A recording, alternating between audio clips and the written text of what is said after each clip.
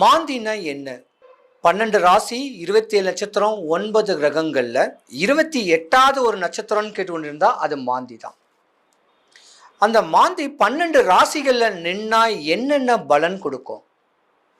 லக்னத்துங்கள்ல நின்னா என்னென்ன பலன் கொடுக்கும்? என்னென்ன பலவீனத்தை கொடுக்கும்? பொதுவா மாந்தி யாருன்னா சனீஸ்வரன் பகவானுடைய புத்திரன். சூரியனுடைய புத்திரன் சனி பகவான், சனி பகவானுடைய புத்திரன் மாந்தி. இந்த மாந்திக்குன்னு ஒரு தனியான ஒரு சிறப்பான ஒரு கோவில் இருக்கு.